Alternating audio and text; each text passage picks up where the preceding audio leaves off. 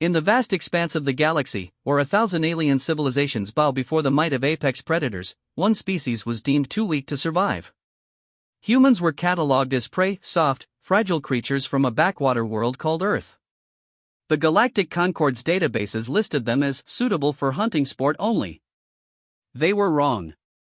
When 12-year-old Maya Chen crash-landed on Zirion Prime, the most dangerous hunting preserve in known space, she was meant to die within hours. The planet's ecosystem was specifically designed to break the spirits of the galaxy's strongest warriors before feeding them to creatures that made nightmares seem tame.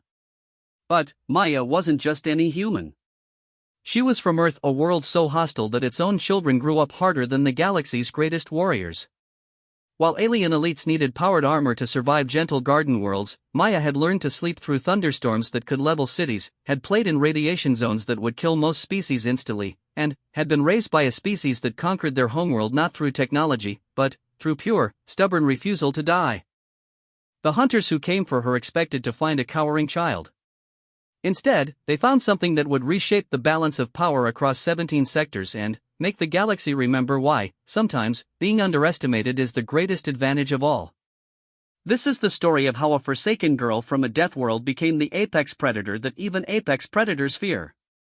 The escape pod hit Zirion Prime's surface with the kind of impact that should have turned its occupant into paste. Instead, 12-year-old Maya Chen crawled out of the smoking wreckage, spat blood into the alien soil, and took her first look at what the Galactic Concord called the most dangerous hunting preserve in known space. The sky burned orange above jagged mountains that scraped the heavens like broken teeth. Crystalline trees sang in frequencies that could drive most species insane, their branches heavy with fruit that glowed with bioluminescent warning colors. In the distance, something roared, a sound that made the pod's twisted metal groan in resonance. Maya wiped dirt from her eyes and laughed. Not because she was brave, though she was. Not because she was foolish, though many would think so. She laughed because this place reminded her of home. The air here was thick with humidity and the smell of growing things, just like the greenhouse domes on Luna where she'd spent her childhood. The gravity was only slightly higher than Earth standard, nothing compared to the crushing weight of Jupiter's moons where her family had mined ice for 3 years. The background radiation that would slowly kill most galactic species felt like a warm blanket compared to the solar storms she'd weathered on Mercury Station. Earth, humanity's cradle, had prepared its children for exactly this kind of world without even trying. Maya checked her pockets. A multi-tool her father had given her. A water purification tablet her mother had insisted she carry. A protein bar that was probably older than some civilizations. The emergency beacon from the pod was dead, its alien technology fried by whatever had caused the transport ship to explode above the planet's atmosphere. She was alone, on a world designed to kill, with nothing but the clothes on her back and the education of a species that had learned to survive by making everything else more afraid of them than they were of it. The first predator found her within an hour. It was a Zirion stalker, according to the nature documentary she'd watched on the transport ship.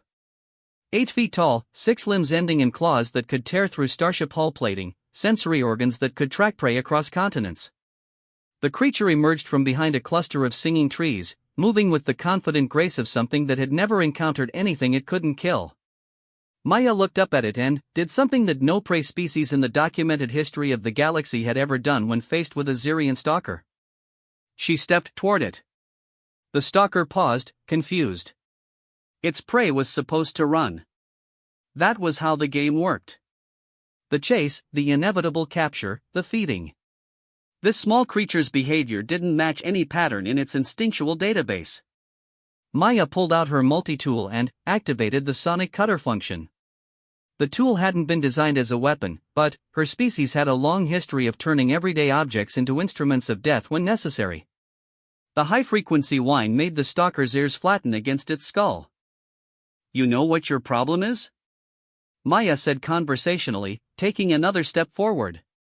"You've never hunted anything that hunts back." The stalker's confusion lasted exactly 3 seconds longer than it should have. In those 3 seconds, Maya closed the distance, rolled under its grasping claws, and drove the sonic cutter directly into what her transport ship's educational database had helpfully identified as the creature's primary nerve cluster. The stalker dropped like a felled tree. Maya stood over the corpse, breathing hard but alive. She'd never killed anything larger than a rat before, but her hands weren't shaking. Fear was a luxury her species had learned to postpone until after the immediate danger was handled. She was beginning to understand why the transport ship's crew had looked at her with such pity when the ship had started breaking apart. They'd assumed she was helpless because their databases said humans were weak. Their databases were catastrophically incomplete. The next few days established a pattern that would have fascinated xenobiologists if any had been alive to observe it.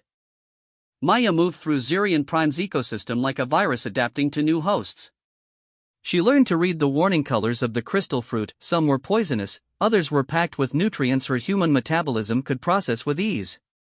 She discovered that the singing trees' frequencies could be used to mask her scent from aerial predators. She found caves where the background radiation was higher than normal, places where Xerion Prime's native lifeforms wouldn't venture but which felt perfectly comfortable to someone whose ancestors had learned to live everywhere from the bottom of ocean trenches to the vacuum of space. On the fourth day, the hunters arrived. Maya heard their ship before she saw it, a sleek, predatory design that moved through the atmosphere like a blade through flesh. It settled on a clearing half a kilometer from her current shelter, and she watched from the safety of a crystalline tree grove as three figures emerged. The first was a Corvan, one of the galaxy's premier warrior species. 8 feet of muscle and chitin, armed with weapons that could level buildings. The second was a Thesian, a telepathic species known for their ability to drive prey insane with fear before moving in for the kill. The third was something Maya didn't recognize, bipedal, covered in what looked like living metal, moving with the smooth precision of a machine. They were here for sport. Maya could tell from their body language, from the casual way they checked their weapons, from the way they spread out with practiced efficiency. They'd done this before, many times. This was entertainment for them. Maya checked her own resources. She'd managed to fashion a spear from crystal tree branches and stalker bone. Her multi-tool was still functional. She'd found a cache of fresh water and knew the terrain well enough to move without being seen. Most importantly, she was angry. The transport ship had been carrying 47 refugees from the Outer Rim Wars. Families seeking better lives in the inner systems. Maya's parents had been on that ship. Her little brother had been on that ship. She'd watched the explosion from her escape pod, had seen the debris field scatter across Xerion Prime's upper atmosphere like metal snow. These three had probably been responsible. Even if they hadn't, they were here to hunt her for fun, like she was some kind of animal put here for their amusement. They were about to learn why apex predators should be very, very careful when choosing their prey. Maya spent the rest of the day observing them from concealment. The Corvan was strong but relied heavily on his weapons and armor. The Thesian kept trying to project fear, but Maya had grown up on a world where every day brought new reasons to be afraid, and fear was just another weather condition to endure. The metal-skin alien seemed to be some kind of cyborg, efficient but predictable in its movements.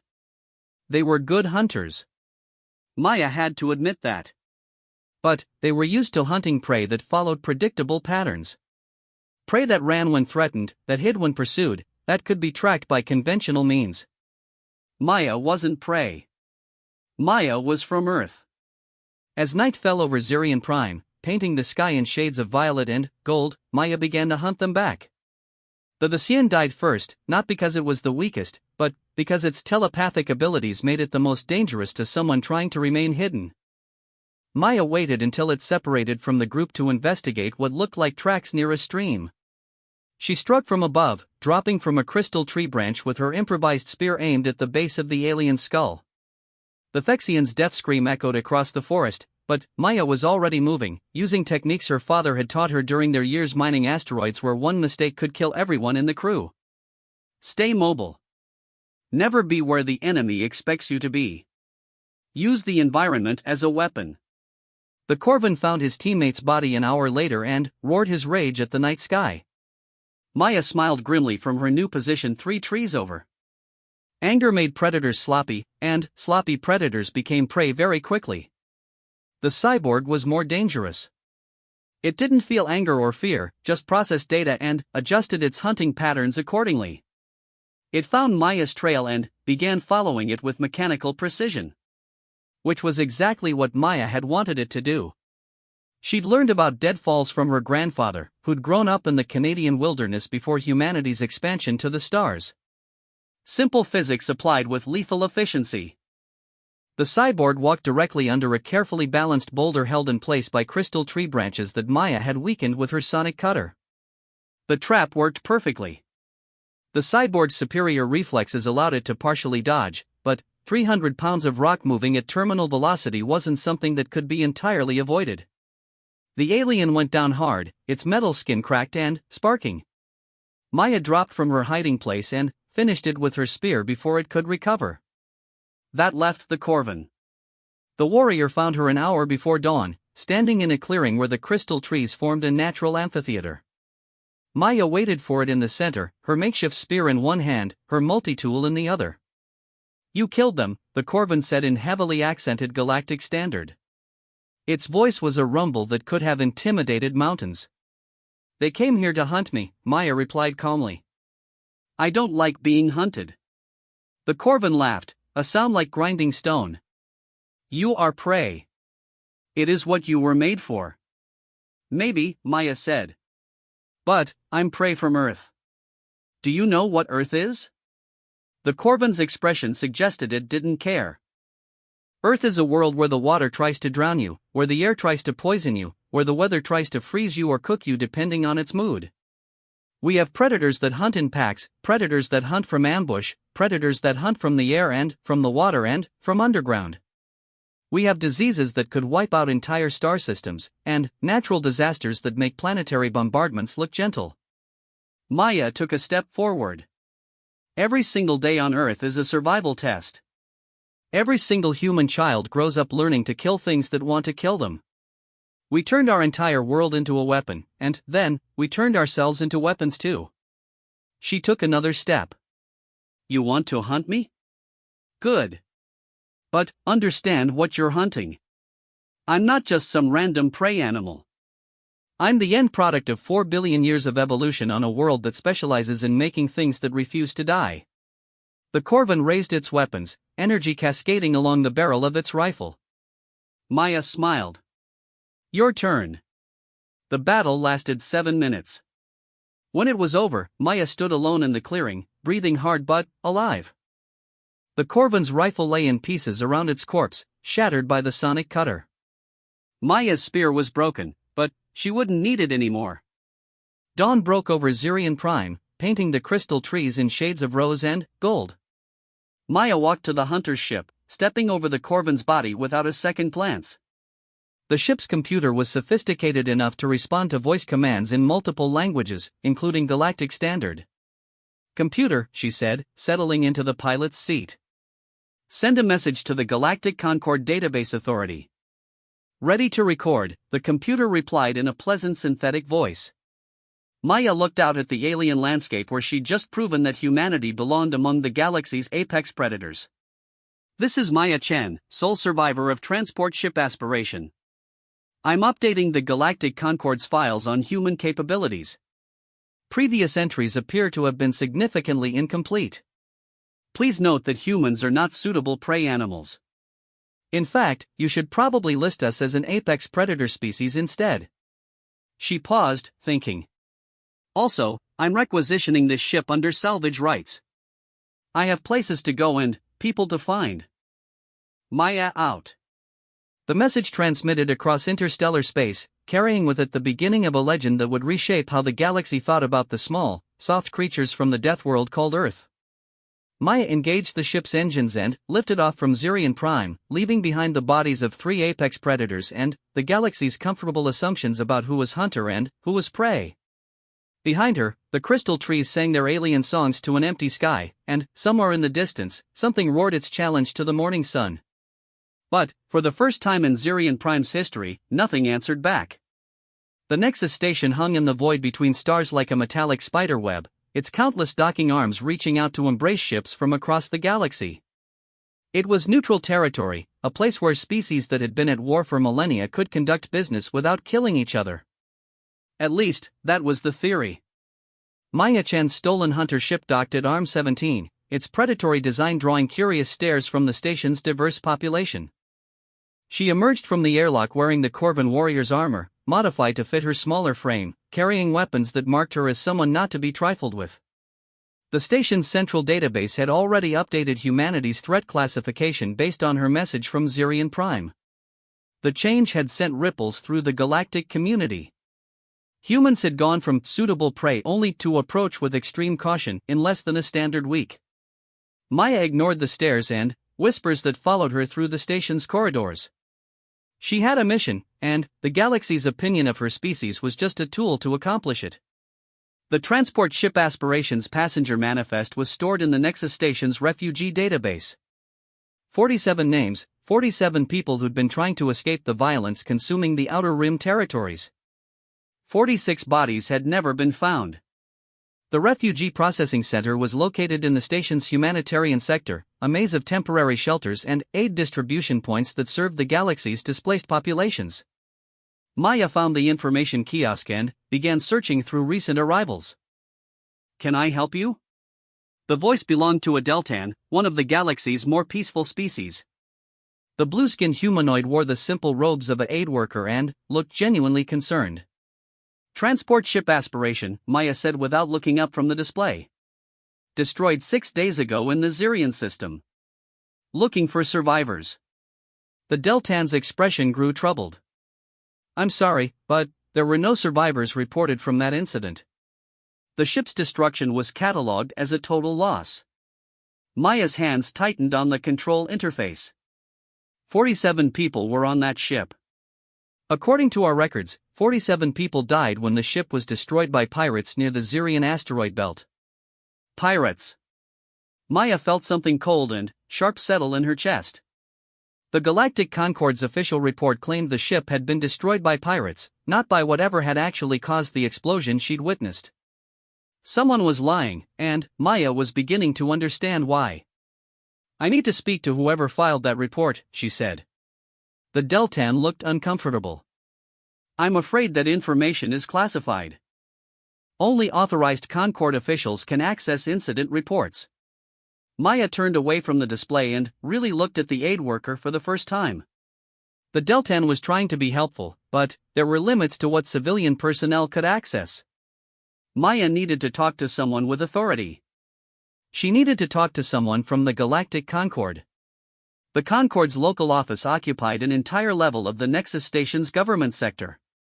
Maya presented herself at the reception desk, still wearing the Corvan armor and carrying enough weapons to outfit a small army. "I'm here to discuss the transport ship Aspiration incident," she told the receptionist, a nervous Trilarian whose scales were cycling through stress patterns. "Do you have an appointment?" the Trilarian asked. "I'm the sole survivor." "That should count as credentials." 20 minutes later, Maya found herself sitting across from Commander Zekvar, a hegemon military officer whose species had earned their reputation through successful conquest of 17 star systems. The commander was nearly 10 feet tall, covered in natural armor plating that had evolved on a high-gravity world, and possessed enough raw physical strength to crush Maya's skull with one hand. Maya wasn't impressed. She'd grown up on a world where the weather was stronger than most armies. "Miss Chen," the commander said, reading from a datapad. "According to our records, you were the only survivor of a pirate attack that destroyed transport ship Aspiration. You subsequently landed on Zirian Prime and survived there for 6 days before being rescued by a patrol ship. Is that what you're calling it?" Maya asked. "A rescue?" Commander Zekvar's expression didn't change. "You were found with a hunter ship and the bodies of 3 known sport hunters. We assumed you'd been taken prisoner and managed to escape." Maya leaned forward in her chair. "Commander, I killed those hunters. They came to Zirian Prime to hunt me for sport, and I killed them in self-defense." The commander's datapad clattered to his desk. "That's impossible. Those were apex predators from warrior species." "A human child couldn't possibly, a human child from Earth could," Maya interrupted. "Your database entries on my species were incomplete. We're not prey animals. We're persistence predators from a world that tried to kill us every day for millions of years. We evolved to be unkillable." Commander Zekvar was quiet for a long moment, processing this information. When he spoke again, his tone had changed subtly. "What do you want, Miss Chen?"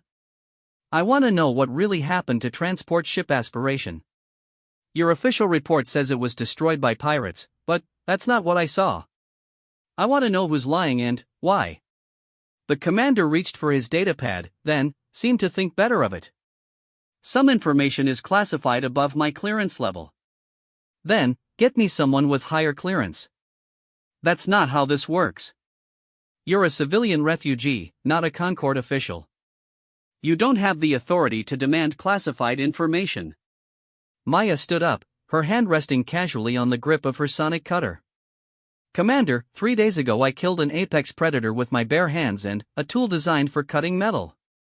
Yesterday I destroyed a military-grade combat cyborg using a pile of rocks. This morning I flew a stolen hunter ship through Concord space without being challenged." She leaned across the desk, meeting the commander's eyes. "I'm not asking for classified information as a civilian refugee. I'm demanding it as someone who's already proven that your classifications of what's possible and what isn't needs serious revision." The silence in the office stretched for nearly a minute. Finally, Commander Zekvar activated his desk communicator. "Get me Director Valfan. Tell her it's about the Aspiration incident." An hour later, Maya was sitting in a much larger office, facing a woman whose species she didn't recognize. Director Valfan was humanoid but taller than any baseline human, with silver skin that seemed to shimmer with its own light. Her eyes were completely black, and, when she spoke, her voice carried harmonics that suggested multiple vocal cords. "Miss Chen," the director said, "you've caused quite a stir in our databases." "Good. Your databases needed updating." Director Valfan smiled, an expression that didn't quite look right on her alien features. "Indeed. We're revising our assessment of humanity's capabilities as we speak. However, that's not why you're here. I want to know what happened to the Aspiration." "I know." The director activated a holographic display that filled the space between them. "Transport ship Aspiration was destroyed while carrying refugees from the Outer Rim conflicts." The ship was officially listed as lost to pirate activity. The hologram showed the transport ship as Maya remembered it, a civilian vessel, heavily loaded with passenger modules, moving through space toward what should have been safety. However, the director continued, the reality is somewhat different. The hologram changed, showing the same ship being intercepted by sleek military vessels bearing the markings of the Sovereign Fleet. The Aspiration was destroyed by sovereign military forces as part of an operation to prevent sensitive intelligence from reaching Concord space. Maya felt the temperature in the room drop by several degrees. "What intelligence?" One of the passengers was a former sovereign intelligence operative named Dr. Sarah Chen. She was carrying data about sovereign military capabilities that could have significantly altered the balance of power in the current conflict. Maya's blood turned to ice. "Sarah Chen was my mother." Director Valfan nodded. "We know. We also know that she transmitted a data package to your personal communicator moments before the ship was destroyed. That's why the Sovereign Hunters were sent to Zirian Prime. They weren't there for sport, Miss Chen. They were there to recover that data." Maya pulled out her communicator, a simple device she'd been carrying since childhood. The screen was cracked from her landing on Zirian Prime, but the device still functioned. "What kind of data?" she asked. "The locations of 17 sovereign military installations, including their primary shipyards and their main strategic command center. Intelligence that could end the war if it reached the right people." Maya stared at the communicator, understanding flooding through her like a cold tide. Her mother had been running from something much larger than just the general violence of the Outer Rim. She'd been carrying information that could change the course of galactic history. "Why are you telling me this?" Maya asked. "Because, Miss Chen, you've just demonstrated that humanity is far more dangerous than we previously understood.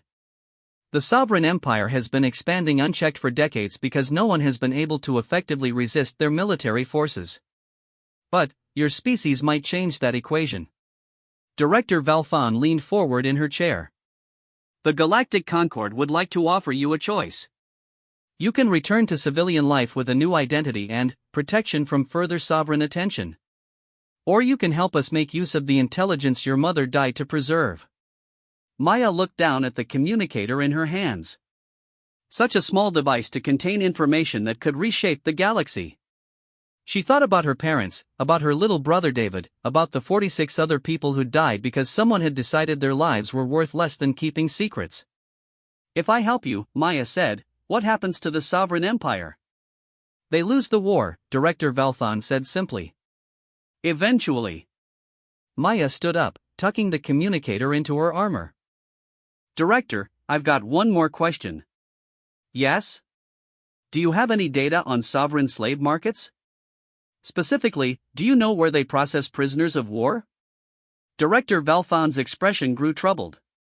"Miss Chen, if you're thinking what I believe you're thinking, I should warn you that rescue operations against sovereign facilities have historically been unsuccessful. Their security measures are designed to contain species much more powerful than humans." Maya smiled, and there was something in that expression that made the director unconsciously lean back in her chair. "Director, they designed their security to contain species much more powerful than humans. But they didn't design it to contain humans." She turned toward the door, then paused. "Send me everything you have on sovereign prisoner processing facilities. I'll give you the intelligence data after I get my family back.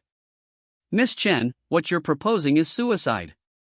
Even if you could somehow penetrate sovereign security, their facilities are located deep in hostile territory. You'd have to fight your way through entire fleets just to reach them." Maya looked back at the director, and her expression was calm as winter on Earth.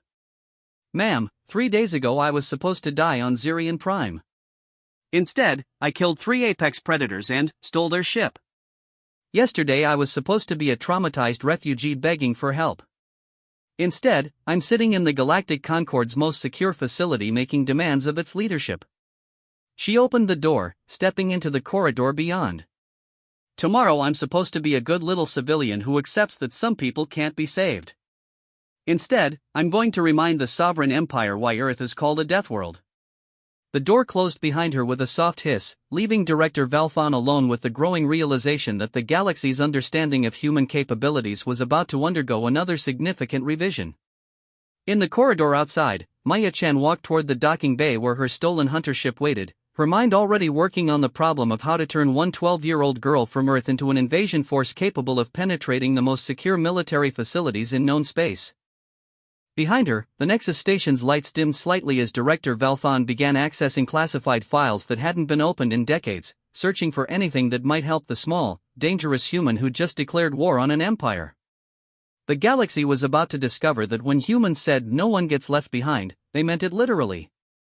The Sovereign Empire's detention facility 7 floated in the void like a mechanical leviathan, its bulk surrounded by defensive platforms that could vaporize entire fleets. According to the intelligence files Director Velthon had provided, the station housed over 10,000 prisoners of war from 17 different species, all awaiting processing for the Empire's slave markets. Maya Chen studied the facility from the shadow of a dead asteroid, her stolen hunter ship's sensors barely registering against the background radiation. 3 weeks had passed since her meeting with the Galactic Concord leadership. 3 weeks of planning, preparation, and learning everything she could about sovereign military doctrine.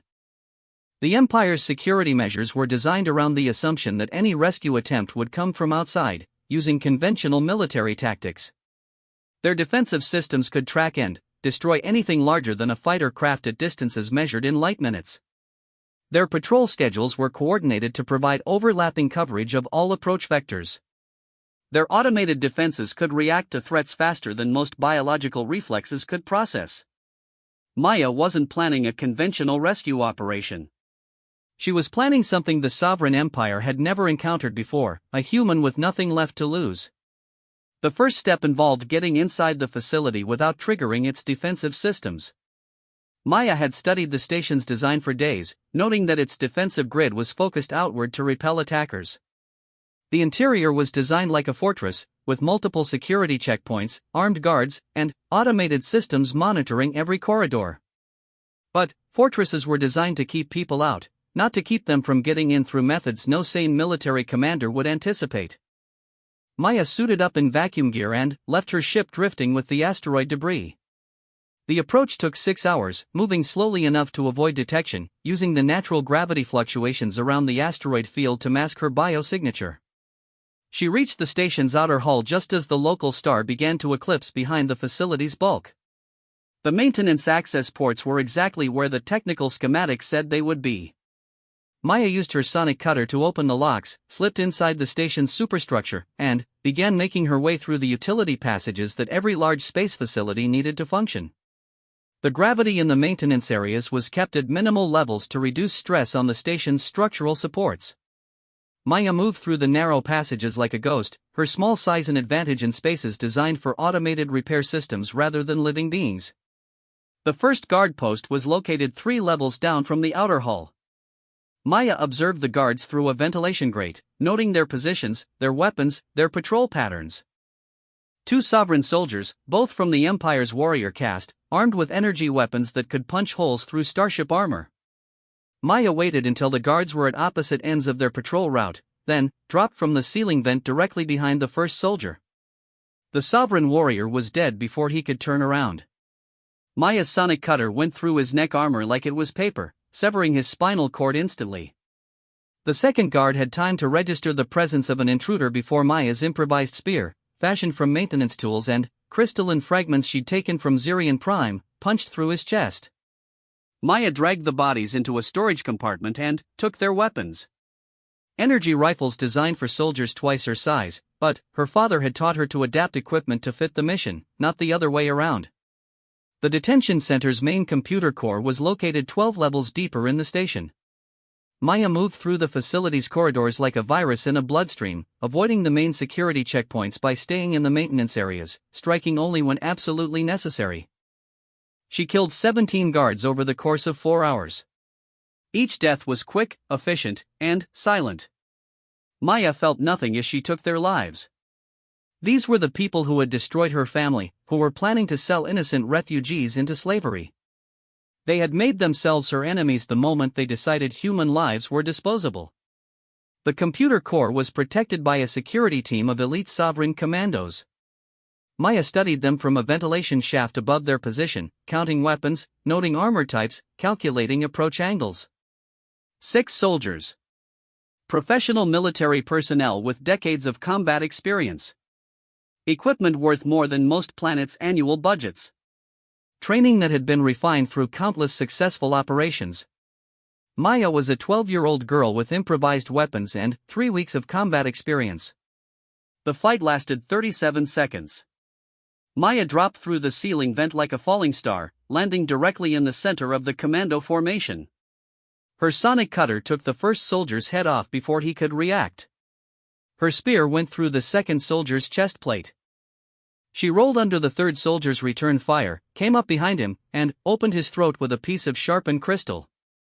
The remaining 3 soldiers managed to coordinate their response, but Maya was already moving, using their own formation against them, staying close enough that they couldn't fire without hitting each other. She killed them with captured weapons, energy bolts that lit up the computer core like a light show. When the silence returned, Maya stood alone among the bodies, breathing hard but alive. The computer core recognized her stolen security codes and granted her administrative access. Maya began downloading the prisoner database, searching through thousands of names for the ones that mattered. She found them in Detention Block 7, David Chen, age 9. Listed as awaiting processing for domestic servitude. Alive. Maya felt something break loose in her chest, a knot of tension she'd been carrying for weeks. Her little brother was alive. She found others too. 12 survivors from the transport ship Aspiration, scattered across different detention blocks. Adults who'd been classified for hard labor, children destined for the slave markets. All of them alive, all of them waiting for rescue that they probably didn't believe would ever come. Maya began rewriting the station's security protocols, using techniques her mother had taught her during long nights aboard cargo ships when entertainment meant learning to hack outdated computer systems.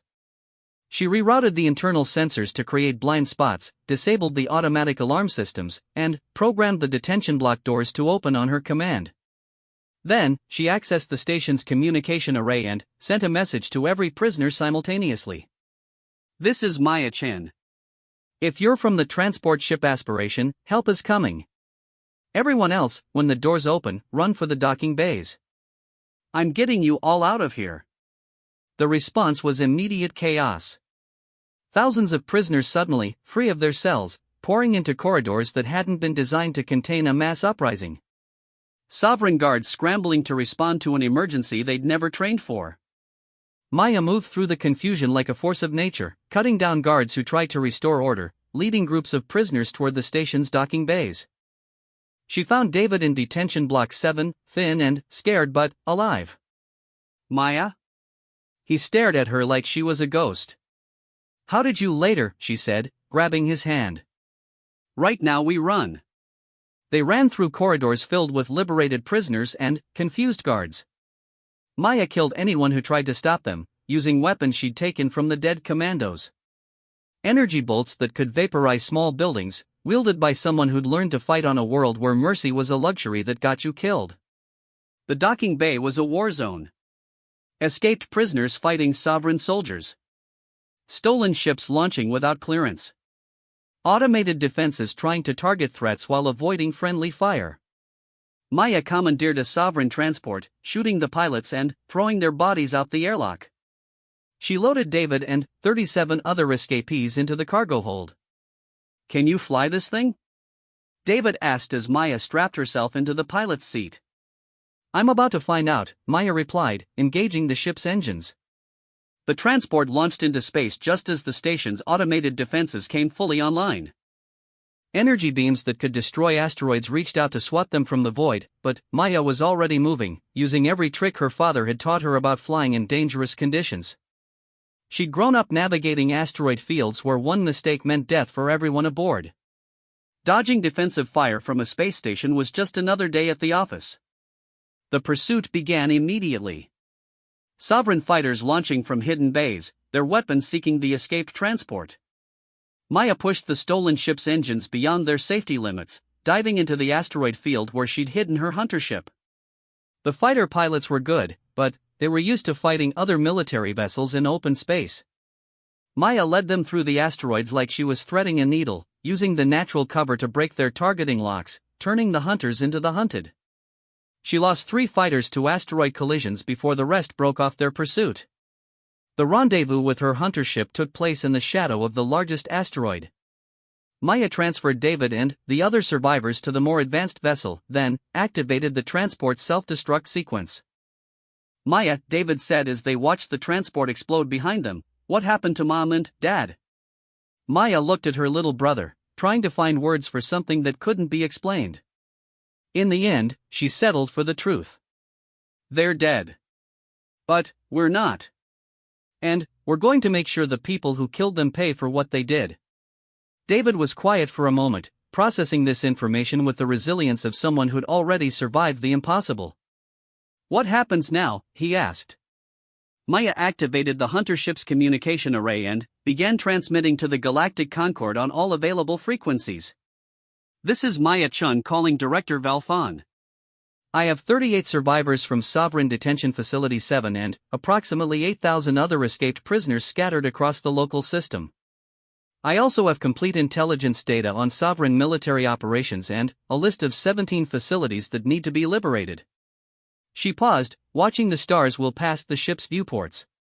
Director, I'm sending you the data my mother died to preserve. Use it well.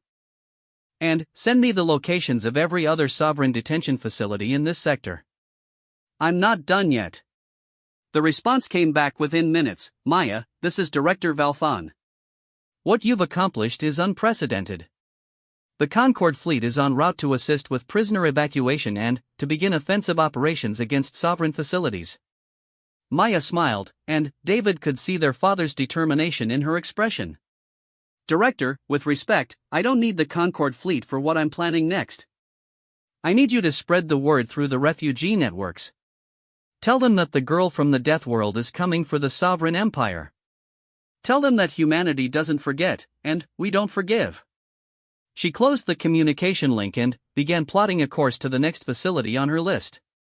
Maya, David said quietly, are we going to war? Maya looked at her little brother, seeing their mother's intelligence in his eyes, their father's courage in the set of his jaw. David, we've been at war since the moment they decided to hunt us for sport. The difference is, now they know it. The hunter ship's engines flared to life, carrying them toward the next target on Maya's list. Behind them, Sovereign Detention Facility 7 continued to burn, its defensive systems useless against an enemy they'd never been designed to fight. Across the galaxy, word began to spread through the refugee networks and resistance cells that had been fighting the Sovereign Empire for decades. A human child had done the impossible. Someone had struck back at the Empire's heart and lived to tell about it. For the first time in years, the oppressed began to hope. And the Sovereign Empire began to learn why, sometimes, underestimating your enemy is the last mistake you'll ever make. 6 months after the destruction of Detention Facility 7, Maya Chen's name had become legend in the refugee camps and resistance cells scattered across 17 sectors.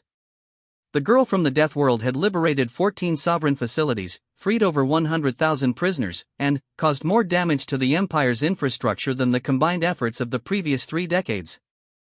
She had also painted a target on her back that could be seen from neighboring galaxies. Maya stood on the observation deck of the repurposed cargo ship that had become her mobile base, watching a fleet of sovereign warships emerge from hyperspace around the dead system where she'd made her latest strike. 47 capital ships, each one capable of reducing planets to ash, all focused on hunting one human girl and her growing band of followers. That's a lot of firepower for one person, David said from beside her. Her brother had grown in the months since their escape, not just physically but in confidence and capability. At 9 years old, he could strip and reassemble energy weapons, pilot small craft through asteroid fields, and coordinate rescue operations with the efficiency of someone decades older. Earth's children adapted quickly to dangerous environments. They're scared, Maya replied, studying the tactical display. When apex predators start losing to something they considered prey, fear is the only rational response. The resistance had grown around Maya like a living thing, drawing in survivors from dozens of species who'd been written off as extinct or enslaved by sovereign expansion. Her ship, the Deathworld's Revenge, carried a crew of 300 individuals who'd learned to fight with human techniques and human determination. The result was a force unlike anything the galaxy had ever seen. Admiral, came the voice of Kesare, a Visian who'd joined Maya's crew after she'd liberated his homeworld's population from slave markets. The telepathic alien served as Maya's communications officer, his species' natural abilities proving invaluable for coordinating complex operations. Incoming transmission from the Sovereign flagship. Maya nodded. Put it through. The main display shimmered to life, revealing the bridge of a sovereign dreadnought. The figure addressing her was unmistakably from the Empire's ruling caste, 12 feet tall, covered in ceremonial armor that doubled as functional protection, bearing the ceremonial scars that marked high military rank. I am Fleet Admiral Zenkoth of the Sovereign Military Command, the alien said in accented galactic standard. You will surrender immediately or face the consequences. Maya studied the Admiral's image, noting the subtle signs of stress in his posture, the way his hands gripped the arms of his command chair. Fear disguised as authority. Admiral, Maya said calmly, I'm Maya Chen of the Human Resistance. I have a counter-proposal. Fleet Admiral Zenkoth's expression darkened. You are in no position to make proposals, human whelp. You are surrounded by the most powerful fleet in sovereign space. Maya smiled, and something in that expression made David unconsciously step back. Admiral, you're absolutely right. You have 47 warships, approximately 15,000 trained soldiers, and enough firepower to sterilize small planets.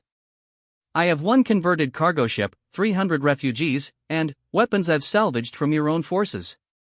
She leaned forward slightly. The question is, Admiral, why did the Sovereign Empire send 47 warships to deal with 1 converted cargo ship? The silence on the communication channel stretched for several seconds. You have cost the Empire billions of credits and damages, Admiral Zenkoth finally said. You have freed valuable property that took years to acquire. You have inspired rebellion in a dozen sectors. Your continued existence threatens the stability of our expansion. So you're afraid of me, Maya said matter-of-factly. We fear nothing, the Admiral roared, his composure cracking. The Sovereign Empire has conquered 200 worlds. We have enslaved entire species. one human child cannot already has, Maya interrupted. Admiral, in the past 6 months, I've demonstrated that your supposedly impregnable facilities can be penetrated, your elite forces can be defeated, and your expansion can be stopped. I've done it with improvised weapons, stolen ships, and refugees you considered worthless. She stood up from her command chair. So here's my counter-proposal. Withdraw your fleet, release every prisoner in your detention facilities, and return to whatever hole you crawled out of. Do that, and I won't come for your homeworld. Fleet Admiral Zenkatha's laughter echoed through the communication channel. You threaten the sovereign homeworld? Child, our capital system is protected by battle stations that could destroy entire star systems. Our defenses have been refined over centuries of warfare. No force in the galaxy could penetrate. Maya cut the transmission. Kesare, she said to her communications officer, send a message to all resistance cells in this sector. Tell them to begin Operation Cascade in 72 hours.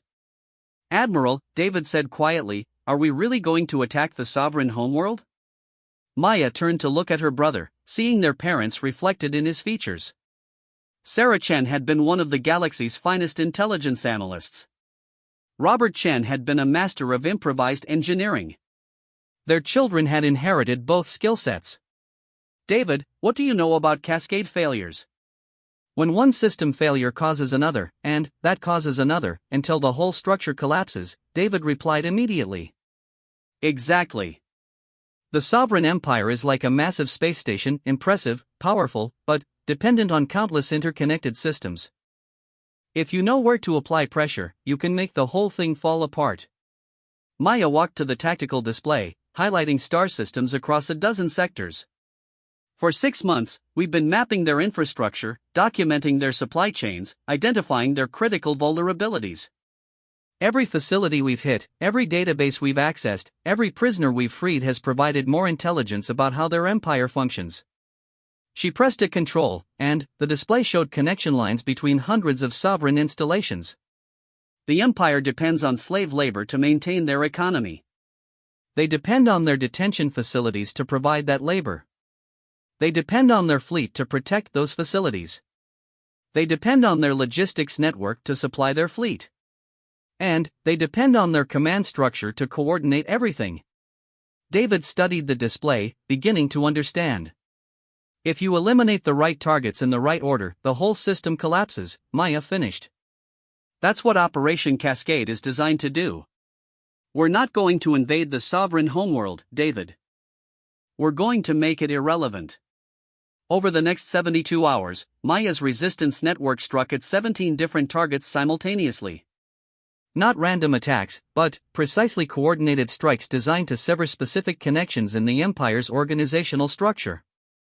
Supply depots that fed the sovereign fleet found their automated defense systems mysteriously malfunctioning just as resistance forces arrived to destroy them.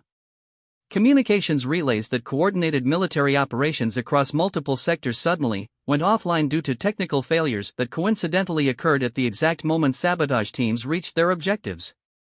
Most importantly, the Empire's slave processing centers, the facilities where captured populations were sorted, conditioned, and prepared for sale, began experiencing coordinated uprisings led by resistance operatives who'd infiltrated the facilities months earlier. Maya watched the cascade begin from the bridge of her ship, monitoring intelligence reports from across sovereign space as Admiral Zenkatha's fleet chased her through the outer system. The Threx Sector Logistics Hub has gone dark, Kesare reported. Resistance forces confirmed successful demolition of the primary supply depot. Confirmed uprisings at 7 detention facilities, added Zara 9, a synthetic intelligence who joined Maya's crew after gaining consciousness in a sovereign research facility. Local resistance cells report liberation of approximately 30,000 prisoners.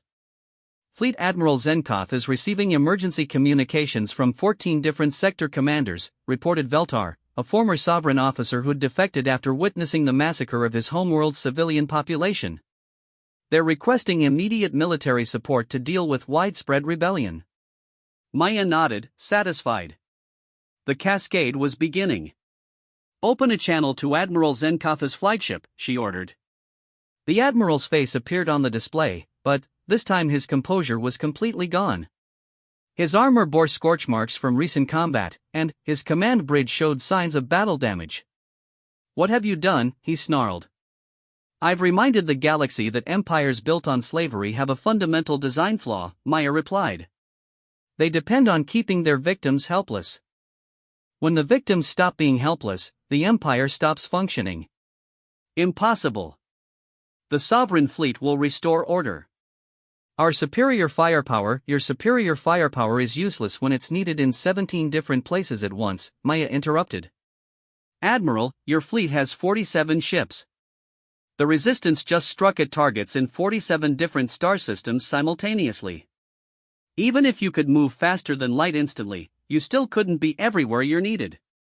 Admiral Zenkatha's expression grew desperate. "The homeworld defenses will hold. The core systems are impregnable." Maya smiled that cold smile that had become her signature. "Admiral, I've spent 6 months studying your empire's structure. Would you like to know what I've learned?" She activated her tactical display, showing the Admiral exactly what the resistance had accomplished. "Your empire controls approximately 200 star systems. Your fleet consists of 1,500 capital ships. Your military contains approximately 50 million soldiers. Impressive numbers." The display shifted, highlighting critical infrastructure. "However, your economy depends on slave labor from specific worlds. Your military depends on supply lines that pass through specific systems.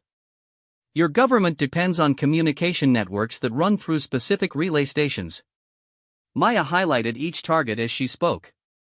"We've just eliminated 37% of your economic infrastructure, 78% of your supply network, and 91% of your communication relays.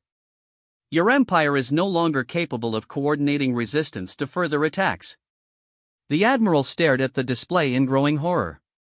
"But, the most important thing I've learned," Maya continued, "is that the sovereign empire has made the same mistake that everyone else has made when dealing with humans." "What mistake?" Admiral Zenkoth asked, his voice barely above a whisper. "You assumed we were trying to defeat you in conventional warfare. You prepared for invasions, fleet battles, and siege campaigns. You never considered the possibility that we might simply turn your own subjects against you." Maya gestured to her communications officer. "Kesare, show the Admiral the latest intelligence reports." The display filled with data from across sovereign space. Uprisings on 43 worlds. Fleet defections in 12 sectors. Entire populations of former slaves joining the resistance. "Admiral, the sovereign empire is experiencing system-wide rebellion. Not because we invaded your territory, but because we reminded your victims that they outnumber you by approximately 1,000 to 1. Admiral Zenkov slumped in his command chair. "What do you want?" he asked, defeated. Maya stood up, her small frame somehow dominating the communication channel through sheer force of will. "I want what I've always wanted, Admiral. I want my people free. All of them. Every human who's been taken prisoner, every species you've enslaved, every world you've conquered. I want it all back." "That's impossible. The Empire would never, the Empire no longer exists," Maya said simply. "You just haven't realized it yet." She cut the transmission and turned to her crew. "Set course for the sovereign homeworld," she ordered. "It's time to finish this." As the Deathworld's Revenge engaged its hyperdrive, Admiral Zenkatha's fleet found itself receiving distress calls from across the Empire. Rebellions were breaking out faster than they could be contained. Supply lines were collapsing. The carefully maintained structure of sovereign control was falling apart. The girl from the Deathworld had kept her promise. She hadn't needed to invade the sovereign empire. She had simply taught it to destroy itself. The sovereign homeworld hung in space like a jewel of corruption, its surface gleaming with the wealth of 1,000 conquered civilizations. Vast cities sprawled across continents, connected by transportation networks that had been built with slave labor from 17 different species. Orbital platforms surrounded the planet like mechanical moons, bristling with defensive weapons that had never been tested against a real threat. Maya Chen's fleet emerged from hyperspace at the edge of the system, and, for the first time in the Empire's history, those orbital defenses had something to shoot at. But Maya wasn't leading the small resistance force that had fought its way across sovereign territory for the past 8 months. Word of Operation Cascade's success had spread through the galactic community like wildfire, and the Deathworld's Revenge now commanded a fleet of over 300 ships crewed by former slaves, liberated prisoners, and volunteers from species that had thought their military forces extinct. The girl from the Deathworld had become an admiral at the age of 13. Fleet status report, Maya said from the command chair of her flagship, a captured sovereign dreadnought that her crew had rechristened the Earth's Vengeance. All ships report ready for combat operations, replied Commander Veltar, who'd become Maya's second in command after proving his tactical skills in a dozen successful battles. The Vasian telepathic network is online, giving us instantaneous communication across the entire fleet. Corvin shock troops report ready for boarding operations. Human sabotage teams have identified priority targets throughout the defensive grid. Maya studied the tactical display showing the sovereign homeworld's defenses. Impressive numbers, but she'd learned to see past impressive numbers to the weaknesses beneath. David, what do you see when you look at those orbital platforms? She asked her brother, who'd become her chief intelligence analyst despite being only 10 years old. David studied the display with the careful attention their parents had taught them both. Automated defense systems with minimal crew. Overlapping fields of fire designed to prevent conventional assault. Powered distribution from central generators. And single point of failure, David said, understanding. If you take out the central power generation, the whole grid goes dark. Maya nodded approvingly. Kesra, open a channel to the sovereign homeworld. The main display activated, showing the interior of what appeared to be a massive government chamber. Hundreds of alien dignitaries filled tiered seating areas around a central podium where a figure in elaborate robes stood waiting. Maya recognized Emperor Thaxmor from the intelligence files the Resistance had captured. The ruler of the Sovereign Empire was from the galaxy's most ancient species, his kind having achieved spaceflight when most other civilizations were still discovering fire. He was nearly 15 feet tall, his body a collection of segmented plates that had evolved for survival on a world with crushing gravity and toxic atmosphere. I am Emperor Thaxmor, the figure said, his voice carrying the authority of someone accustomed to absolute obedience. You will withdraw your fleet immediately or face annihilation. Maya looked up at the alien ruler who'd built an empire on the suffering of countless worlds. I'm Maya Chen, she said simply. I've come to shut you down. The Emperor's laugh was like grinding stone. Child, you address the ruler of 200 worlds. Behind me stand the representatives of the most powerful military force in galactic history. Your small fleet cannot hope to, Your Majesty, Maya interrupted. 8 months ago, you controlled 200 worlds. 3 hours ago, my intelligence network counted 47 worlds still under sovereign control. In the time we've been talking, that number has dropped to 42. She activated her tactical display, showing the real-time status of sovereign territory. Your empire is collapsing faster than you can track it. Every world we liberate joins the resistance. Every ship that defects brings intelligence about your remaining assets. Every day that passes makes you weaker while making us stronger. Emperor Thaxmor's composure cracked slightly. Impossible. Our intelligence networks would have detected such widespread rebellion. Your intelligence networks are what we've been using to coordinate our attacks, Maya said matter-of-factly. Every sovereign communication relay we captured, every database we accessed, every officer who defected has given us deeper penetration into your command structure. She smiled that cold smile that had become legend in 17 sectors. Your Majesty, for the past 6 months, the Sovereign Empire's own communication system has been carrying resistance coordination signals. You've been funding your own destruction. The chamber behind Emperor Thaxmor erupted in panicked conversation as the implications sank in.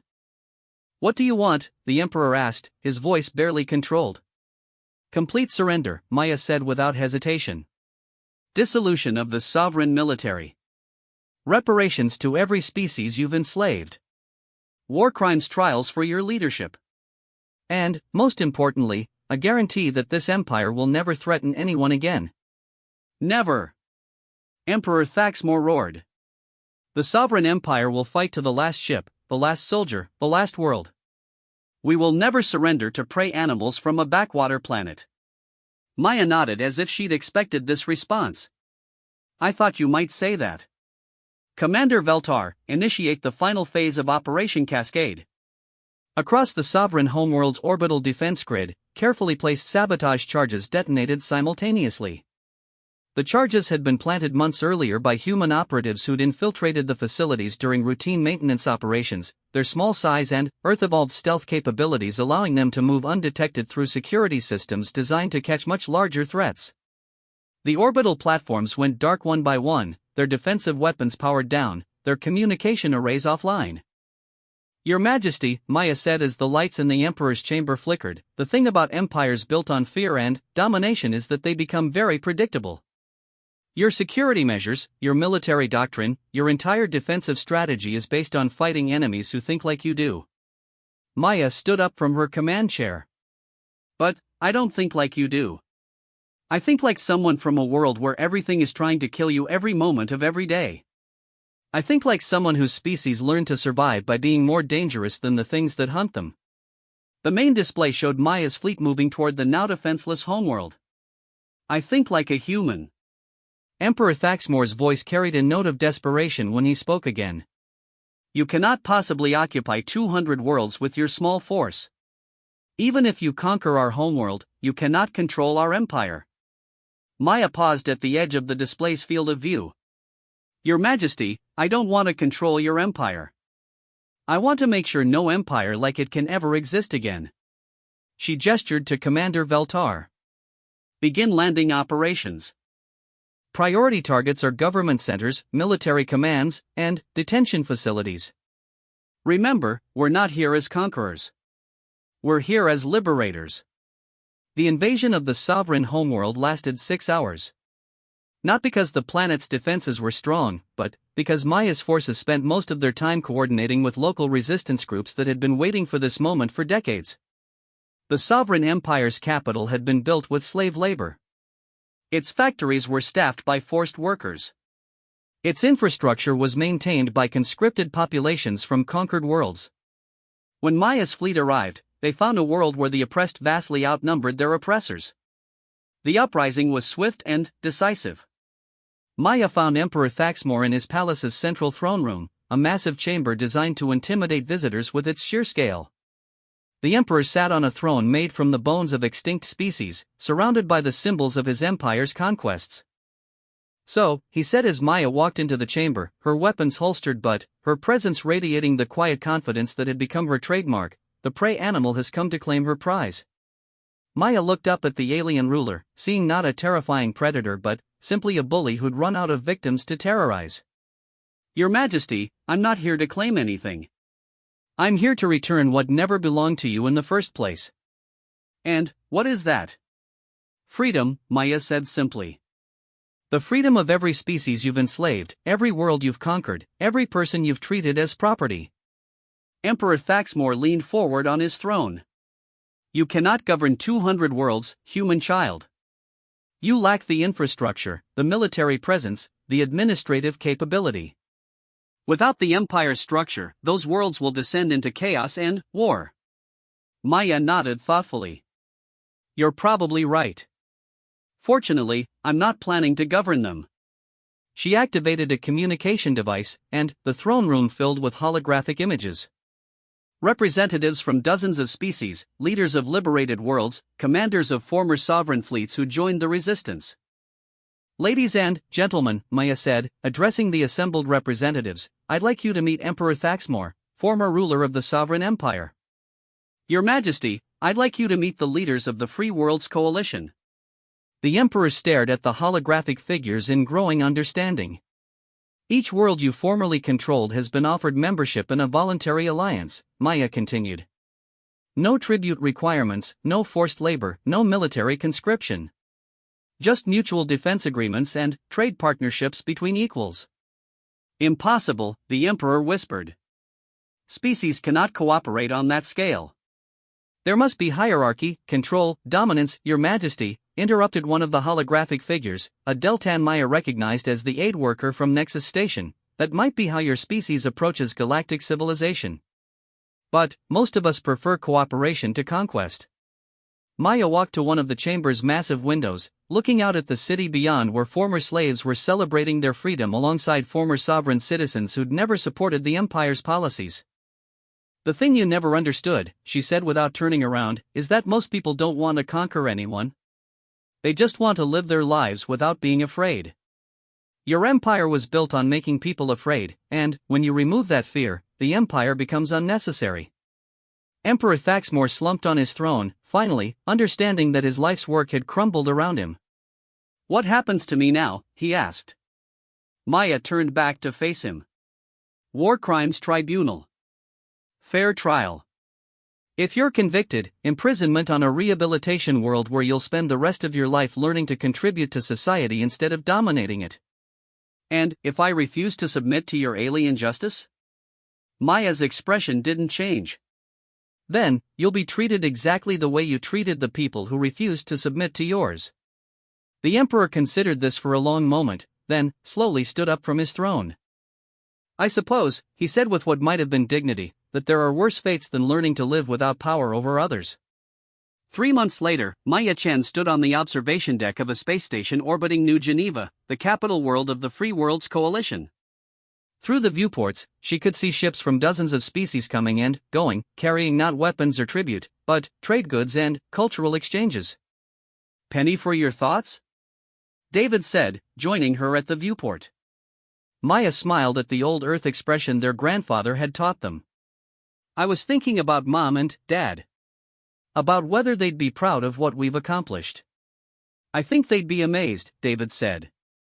8 months ago, we were refugees running for our lives. Now you're the most famous human in galactic history." Maya laughed. "I'm not sure that's necessarily a good thing. Half the galaxy thinks humans are unstoppable supersoldiers, and the other half thinks we're dangerous maniacs who can't be reasoned with." "Are they wrong?"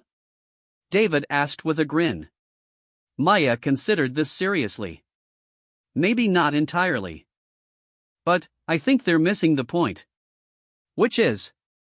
Maya looked out at the ships carrying representatives from species that had been enemies for centuries, now working together to build something better than any empire. "We're not unstoppable super soldiers. We're just really, really stubborn. When someone tells us something can't be done, we take that as a personal challenge." She turned away from the viewport, heading back toward the station's command center where coalition leaders were waiting to discuss the next phase of galactic reconstruction. "Come on, little brother. We have work to do." "What kind of work?" David asked as they walked through corridors filled with representatives from across known space. Maya smiled. "The kind of work our parents would be proud of. We're going to help the galaxy learn that being civilized doesn't require having an empire." Behind them, the stars wheeled slowly past the viewport, illuminating a galaxy that was finally beginning to understand what humans meant when they said that no one gets left behind. And, in the databases of 1,000 worlds, Maya Chen's story was being recorded for future generations, not as the tale of a conqueror, but as the legend of a girl who reminded the galaxy that sometimes the most powerful weapon against tyranny is the simple refusal to accept that some people are worth less than others. The girl from the Deathworld had become exactly what the galaxy needed her to be: proof that civilization is stronger than empire, that cooperation is more powerful than conquest, and that sometimes the best way to rule all is to refuse to rule anyone.